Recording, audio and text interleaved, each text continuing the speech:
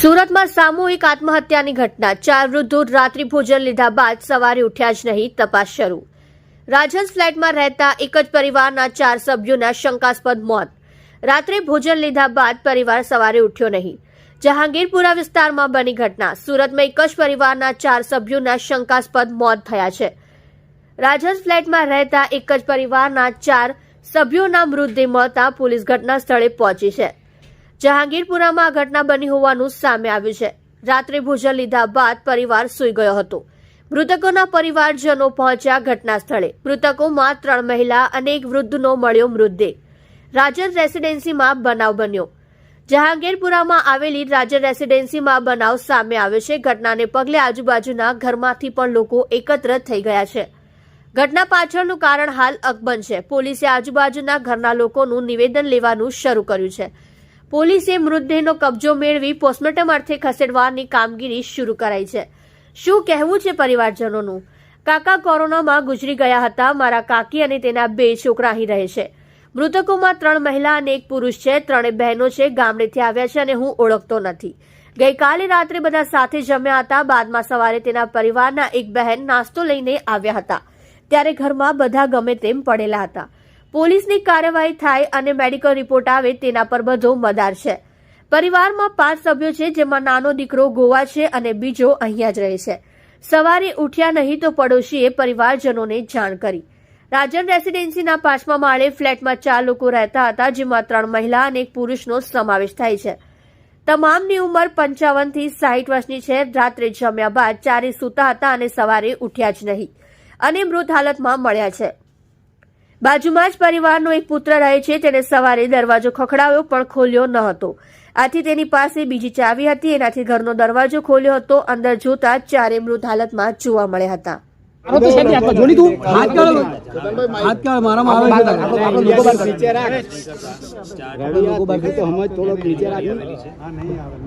મરણ જણા છે એમાં એક જે જસુબેન છે એ પોતે ઘર માલિક છે અને બાકી જે 3 જણા છે એમાં 2 એમની બહેનો છે અને એક એમના બનેવી છે। પ્રાઇમરી વિગત જોતા એમાં એ લોકો એમના જસુબેનના છોકરાને ઓપરેશન કરાવ્યું હતું, એની ખબર કાઢવા માટે એ લોકો આવ્યા હતા અને રાત્રે એમના છોકરાને ત્યાં એ લોકો જમ્યા હતા। બધા સાબિત થઈ જમ્યા પછી રાત્રે ઉપર આવીને સૂઈ ગયેલા હતા। સવારે એમના છોકરાએ ચેક કર્યું તો એ મરણ ગયેલી હાલતમાં મળી આવે છે। FSL અધિકારીને સ્થળ પર બોલાવવામાં આવેલા છે અને તપાસની કામગીરી ચાલુમાં છે। અત્યારે હાલમાં પ્રાઇમરી વોમિટિંગ થયેલું જણાય છે એટલે સેમ્પલિંગ લીધા પછી પીએમમાં ફાઇનલ કોઝ ઓફ ડેથ જે આવે એના ઉપરથી આગળની કાર્યવાહી કરવામાં આવશે। પ્રાથમિક દ્રષ્ટિએ શું લાગે? અત્યારે વોમિટિંગ થયેલું છે,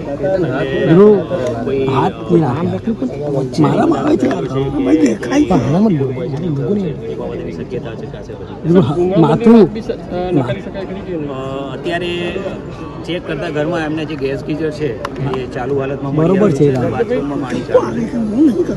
સવારે એમના છોકરાને પૂછતા એમણે જણાવેલું કે ઘરના બધા હાથ લઈને મારા ભાઈ, એટલે એ પ્રોબેબિલિટી પણ ચકાસી। અચ્છા સાહેબ, બાકી અંદરનું જે માહોલ જોવા મળ્યો એમાં શું ખાસ તપાસમાં જોવા મળ્યું છે? કઈ રીતે તપાસ થશે આગળ?